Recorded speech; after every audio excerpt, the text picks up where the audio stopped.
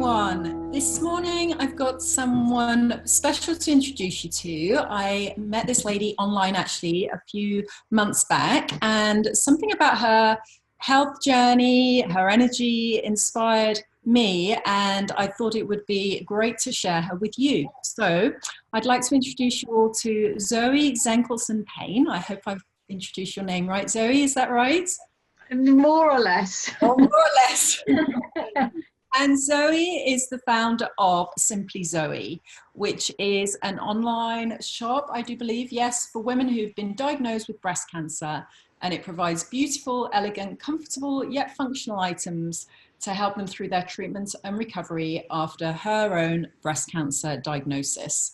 And Simply Zoe's mission is to give women back choice, control, and confidence. So that's all about Zoe. I will let her do a little more talking to tell us a little bit more about health and perhaps help pronounce her name properly. So Zoe, tell me how we properly pronounce your name. It's Zenkelson. Zenkelson. Zenkelson-Payne. Okay. So yes, we met literally online, and I noticed that you had your online shop that you were setting up, and the items that you were selling I thought were really innovative and interesting, and that's what really drew me towards you. So how about you just tell me a little bit about the business, and then we'll delve in a little bit more into perhaps your health story and what inspired you. So what exactly is Simply Zoe? The idea behind Simply Zoe, the reason that I started it was really to have a one-stop shop of where women could go to when they have breast cancer to get all of the products that they need. But more importantly, it's not just what you need, it's that it's beautiful and it's gorgeous and it's feminine. And it really started from my need for bras, basically. I had an immediate reconstruction after my mastectomy. So I could wear whatever bras I want to, that's not a problem. But the thing is, with the underwire of a bra is extremely uncomfortable when you don't have any breast tissue anymore. So I started doing some research for, underwear that would be comfortable. When I had the last, I had some sort of work done on my reconstruction to fix it a little bit. And I think that now it's time to get something comfortable. And I couldn't find anything beautiful. Everything I found was like a sports bra, or it just really sterile and frumpy, really frumpy. There was no choice in Switzerland at all, particularly that I could find. Really not much global anyway, but I did come across a really nice brand, and I ordered the bra and actually got talking that they were created by a breast cancer survivor, for the very reason that I was looking for the underwear anyway. And we got talking, and it started with, do you think you could be a brand ambassador for me in Switzerland? I said, sure, I can try, but I'm not really sure how to do that. I'm not one of these Instagram selfie queens. And then I just started thinking to myself, why don't I try and open something for women like me? I live here, it's my own experience, and what did I need during that journey? And that's really why I started it, for what I needed.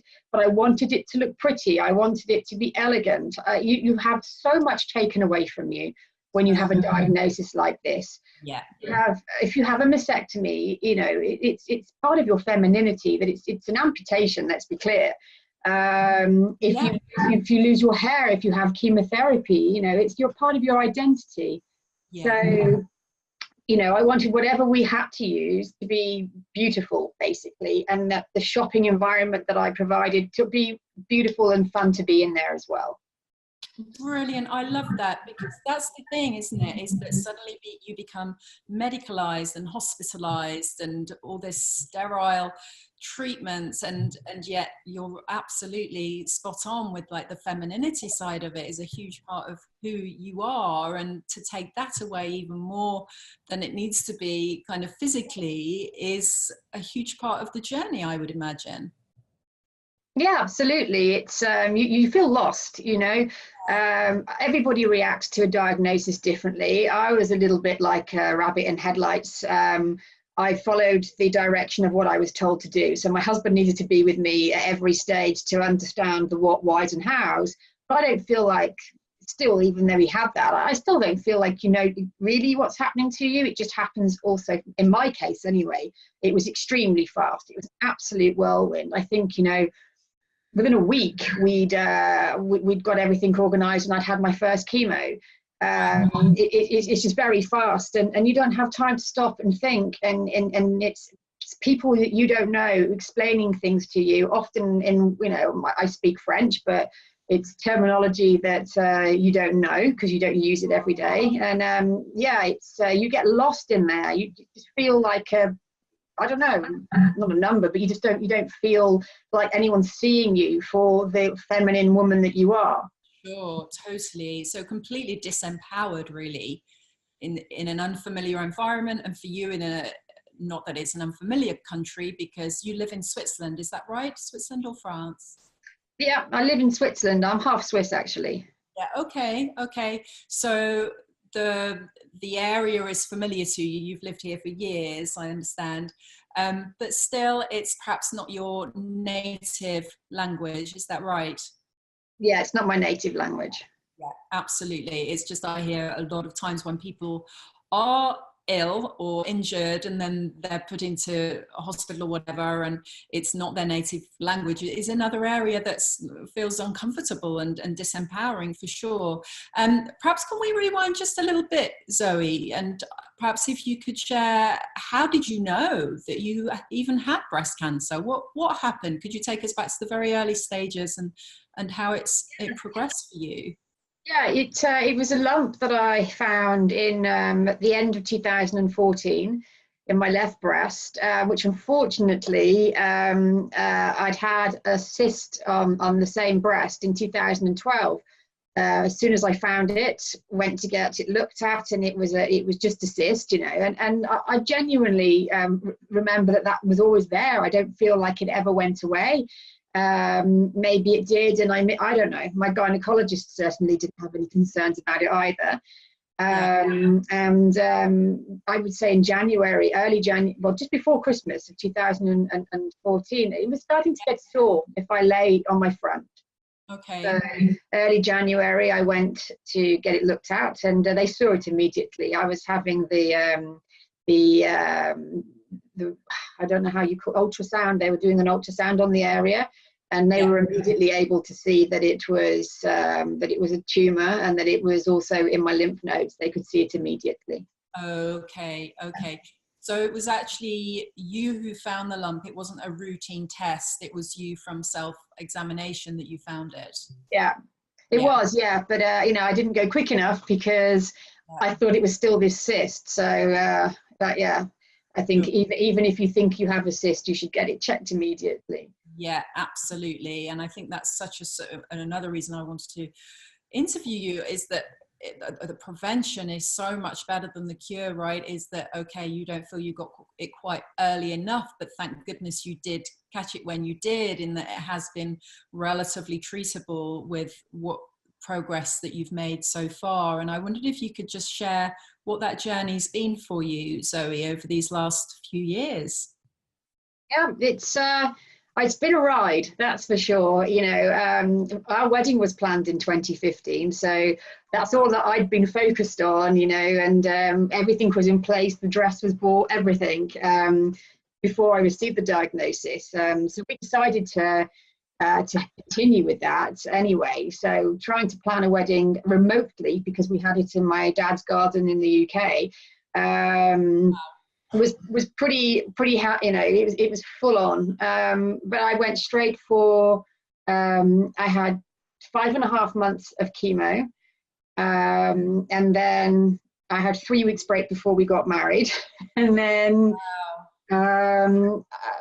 about 2 months after that, or maybe even a month after that, then that's when I went for them to do the surgery on the breast. And they wanted to take a lumpectomy in the first instance, which they did, but they didn't have the margins that they needed. So then I had to go back the following week and have a full mastectomy. And they cleared the lymph nodes as well, which apparently I don't have an awful lot of them, which wasn't helpful, I guess. And then after that, I did 5 weeks of radiotherapy, both on the breast, but also on my hip, because I also had my metastatic breast cancer. So it had already spread at the time of detection anyway.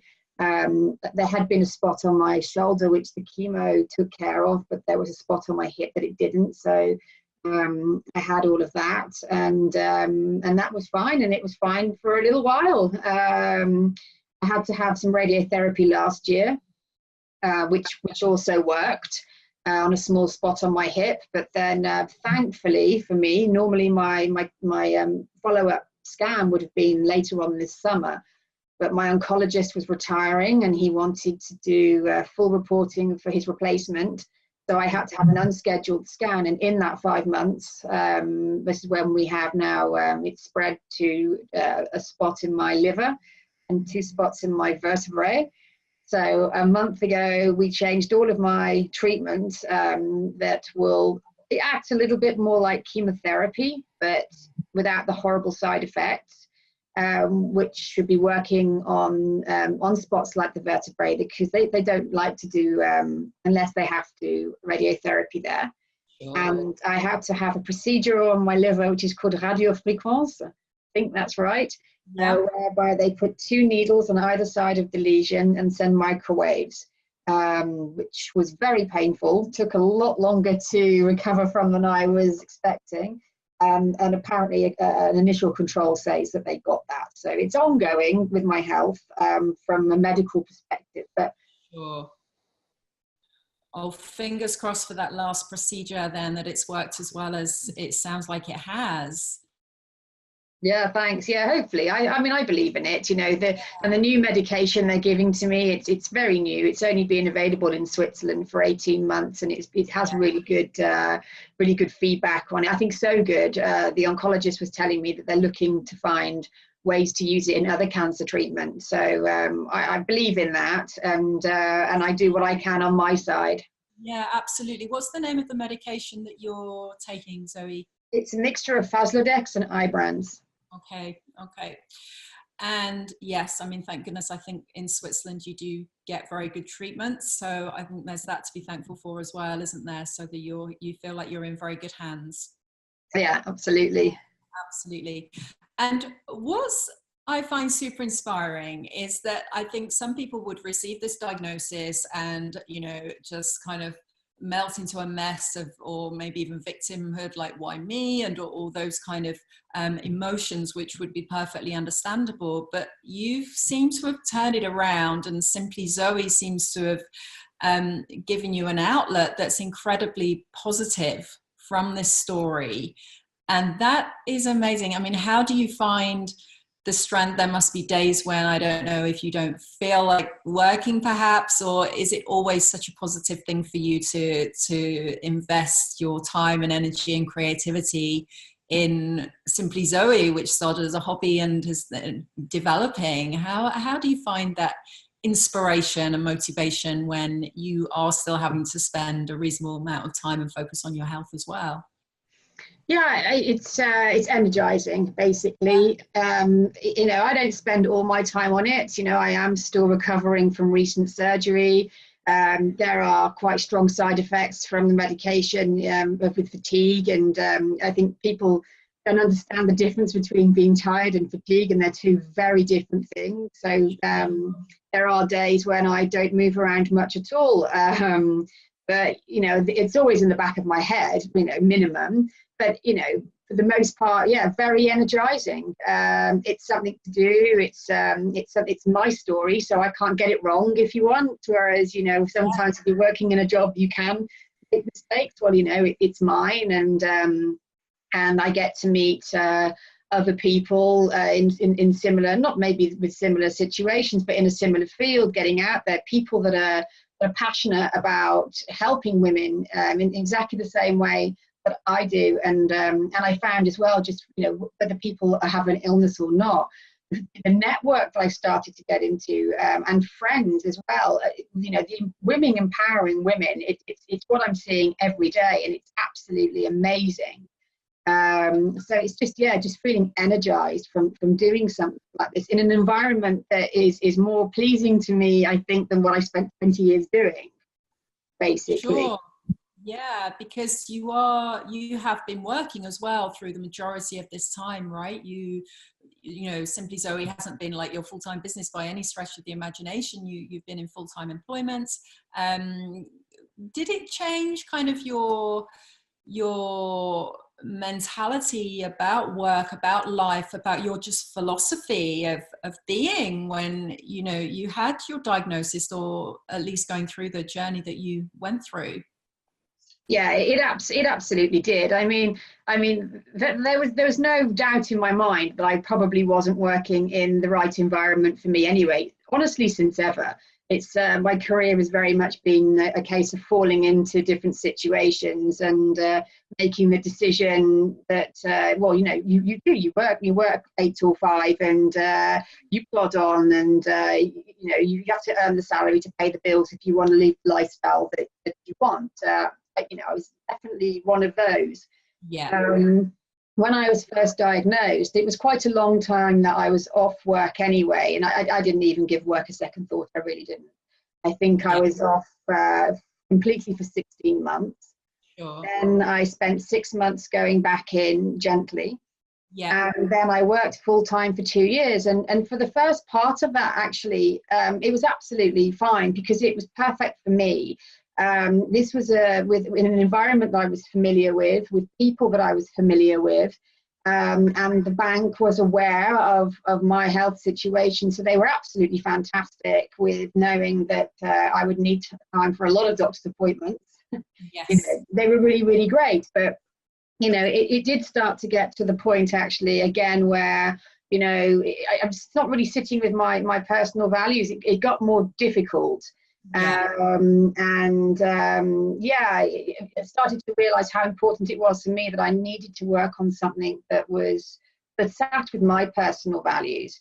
So during the time that I was still at my job, I just did Simply Zoe as a hobby, in the evenings, on the weekends, spending the time on it, I think no more differently than somebody who's training for a marathon, or you know, yeah, exactly that. And now, because my situation has changed, I'm able to spend more time on it. It's by no means full time, but you know, the commute is very short. My apartment is not big, so I can walk from the living room to the office very quickly. And yeah, sometimes I spend a lot of time on it if I'm working on a new idea and I'm invested in that. And other times, like this afternoon, after this meeting, I'm taking myself off to lunch with a friend for the afternoon. You know, it's I'm using the time that I have now to look after me. What pleases me, what energizes me. Brilliant. And what fuels your soul, really. Yeah, absolutely. Yeah, absolutely. And what are your beliefs about the whole body-mind connection? Is that something that you've given much thought about? I talk about it a lot, and I know we've spoken a couple of times before, but is it something that was in your kind of zone of influence before this diagnosis? Did those beliefs develop afterwards? Where did you sit with that whole body-mind connection? That was definitely afterwards, and even a little while afterwards. I think as far as mindfulness and that kind of side of it, I think there's still a long way for me to go there, and a lot for me to learn there. But I 100% believe that it's something I need to work on. Yeah. But diet was where I started with things. It's all very connected, but I didn't do it initially. You know, I had some knowledge about dairy and breast cancer, but the doctors tell you that there's nothing to really worry about. Okay. And it was only when I got the spot on the bone later on, when I contacted a friend of mine who was diagnosed and went vegan immediately, and contacted her to ask, okay, why did you do that? And she sent me 2 books to read just so I can make my own mind up. And now, as far as food and what I put into my body is concerned with, yeah, it's huge. I fully believe that.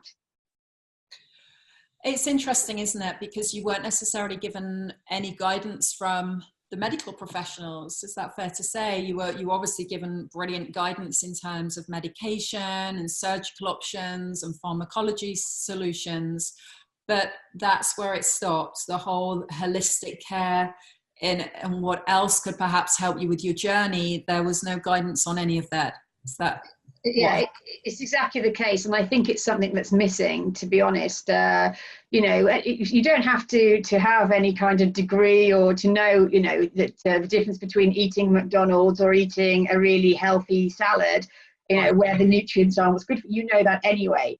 Sure. But there are certain ways to eat depending on the condition that you have as well.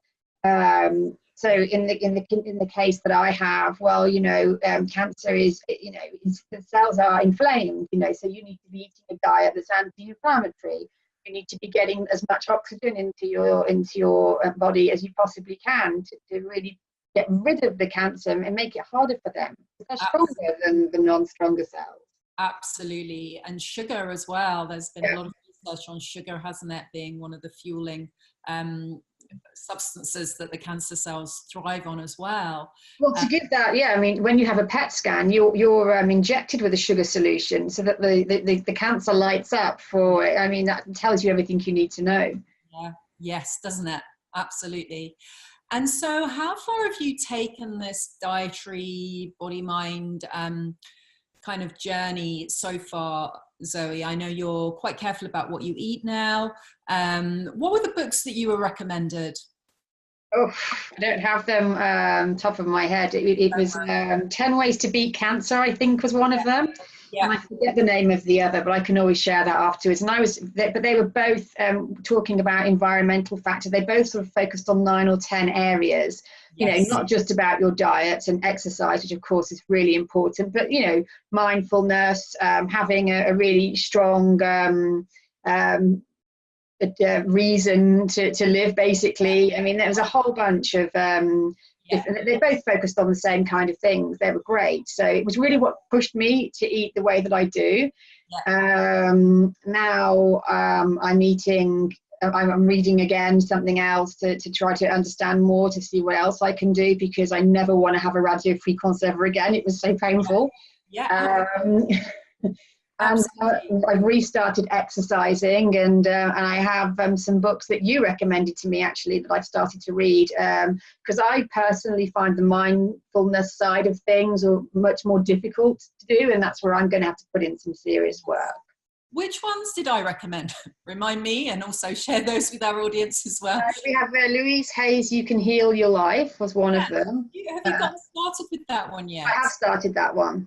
That one I've started. The other one I didn't. I forget the name of the other one, but this one I've started. Okay, yeah. I mean, Louise Hay would be the name that would jump out at me today to share with viewers as well, because Louise Hay's journey, you've probably got to that bit, even if you haven't read all of it, was that she was diagnosed with cervical cancer, if I remember rightly, and then she goes into a whole journey of healing that herself. I mean, she has a kind of tragic upbringing with a lot of abuse, so she wasn't particularly surprised by that diagnosis, but she did actually go on to then heal the emotional wounds, as well as going down the dietary route and also the medical route as well, but very much combining all of them, not just relying on one route. And I think if there's one message that we can perhaps get across today, is that I think so many of us depend on the medical system being there to save us, when actually it's often so much about what we do and these lifestyle choices that we make, whether we choose to eat what we eat, whether we choose to think what we think, or just subconsciously think what we think without thinking or knowing really what we think, and perhaps not making the effort to emotionally heal when things have gone on and they just almost like sit and fuel in our body and fester in our body, literally. And has that been something that you've had to explore very much, the emotional side of healing, or not? Very much, yeah.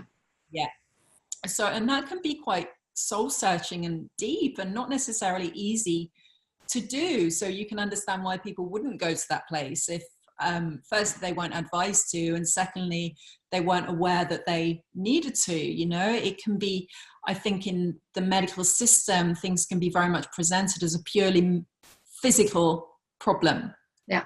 And I think it's really making it that things aren't always as simple as they seem. Would that be how you see it as well? Yeah, I really believe that. There's so many factors. You know, we don't know why you get an illness like I have. You don't know where that comes from. But I think there's probably a lot of factors that have contributed to that. Personally, on my side, it's not genetic.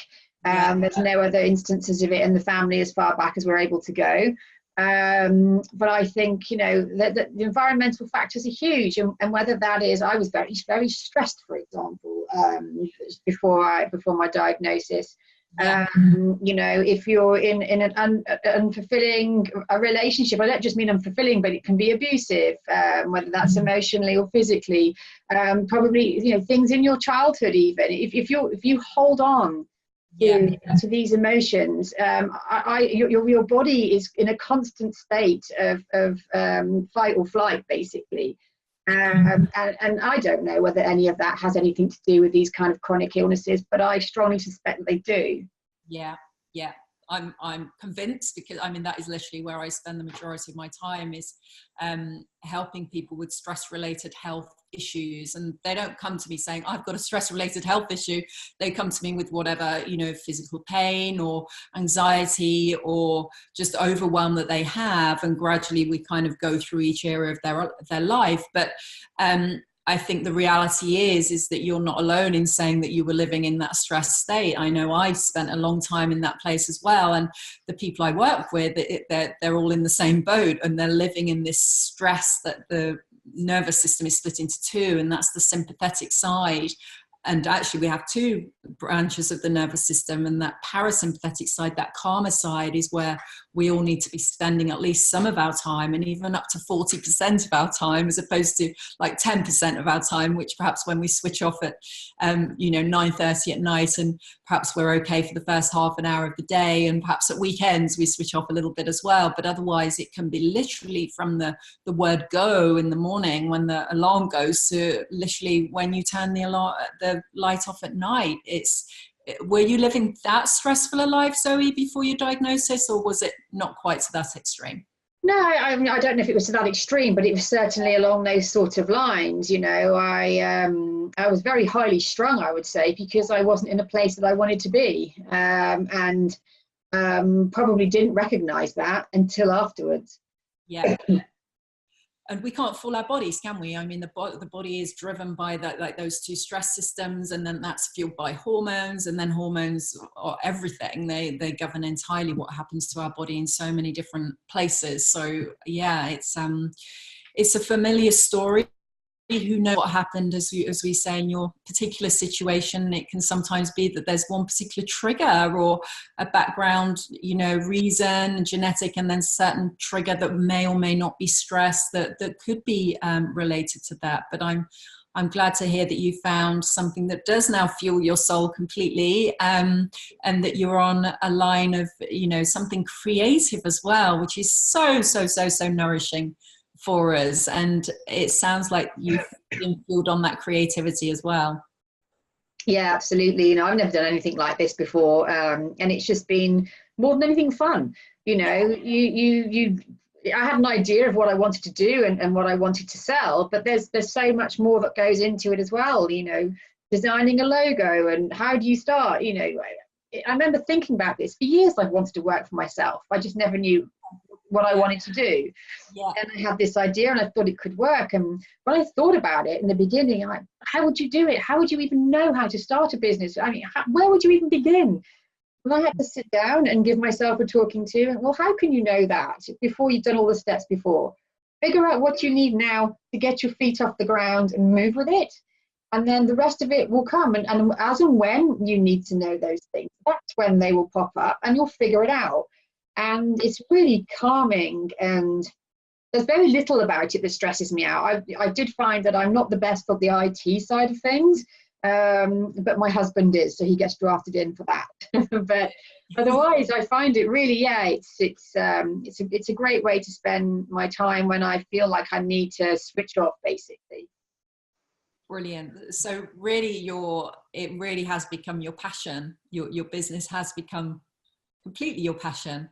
Yeah, absolutely. I'm really, really proud of it, and I think I've done a nice job with what I've done so far, and I'm convinced that I can do more with it, and I enjoy doing it. It's beautiful. Where can anyone listening find out about what you do, Zoe? If you have a website that you could send people to, or are you on social media? Yeah, I have a website which is www.simplyzoe.ch. I do have a social media presence, but it's minimal. I don't really use it so much. So the best place to find me is directly on the website. On your websites, yes. And of course, all the social media can take up quite a lot of time, can't it? And we can get sucked into that. So yes, people might see this on Facebook or wherever they see it, but we will definitely make sure that your website is below so that they can find it easily as well. So it's been lovely to talk to you. I wonder if you could just leave the viewers or the listeners with 3 maybe wellness wisdom tips that you would perhaps share either to your younger self from where you are now at this point in time. What would be kind of those 3 things that you think, you know what, I wish I'd have known that, or I think everyone should know this? What would be Zoe's 3 wellness wisdom tips? Well, I think the first one would be, and it's difficult when you're younger, because I have to say I don't think I would have changed much that I did at 18. I would have started to make a lot of changes in my mid-20s though. Is that, you know, try to understand what's important to you from a values point of view. What do you want your place to be in the world? How do you want to be in the world? Because that's important to where you move to next. What I ultimately did was spend 20 years in an industry and an environment that I didn't enjoy, that didn't have anything to do with my personal values, and it's so important, and you have such a more fulfilling and happier time if you can do that. So I would say listen to that and follow that. I mean, even if you give no more tips, I think that's a brilliant one of its own. So we could stop there, but go ahead if you have 2 more. I don't think I have anything more insightful than that, really. I think the other thing I would have done when I was young was travel more, honestly, and get that out of the way while you enjoy it while you can when you're young. Yes, yeah. So really just follow those desires, I think is what you're saying for both of those, isn't it? Absolutely. I think what you tend to be taught in structured education is that from there, then you need to go and get a job. And we all know that you need to earn a salary in order to survive. But I think what's missing is that there's more than just the obvious ways to go and do that. And don't be one of the ants going to work every day doing something to just count down the hours to the weekend. It's such a shame. Life's too short. Absolutely. Absolutely. I think that's such a brilliant way to kind of wrap up at the end, because life's for living, isn't it? And I think when we get sucked into anything that's soul destroying, it can have a massive effect on our health. So yeah, absolutely, to stay in line with those desires is a brilliant piece of Zoe wisdom to share with the world. So thank you for that. So it's been lovely to speak with you. I'm sure I could speak with you for another hour or 2, but we will keep it short and sweet so our listeners and viewers can take that wisdom away with them today, and they can find you on your website for more details. And otherwise, I wish you so much wellness and energy for the continuation of your journey with this, and all the best of luck with Simply Zoe. Oh, thank you so much. Thank you. Brilliant what you're doing. Amazing that you've turned really what could have been very painful into a real power and an empowering business for any other women that need your services. Yeah, thank you. Brilliant. All right, Zoe, take care and have a wonderful rest of the day. Thank you, you too. Bye. Bye.